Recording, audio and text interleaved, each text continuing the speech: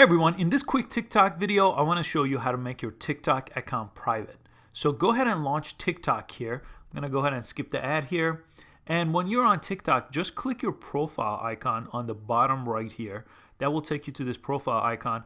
And on this page, we want to click the three dots on the top right of the page. And that will bring up the privacy and settings option of the page. And you want to go to privacy and safety. That's the second one under accounts. If they move this around, look for something that says privacy and safety.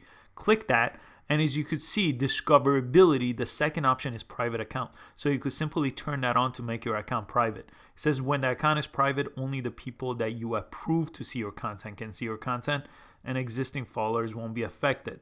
So if you wanted to do that, it's that simple. And if you want to change it back, again, it's that simple. You could come and do that right here.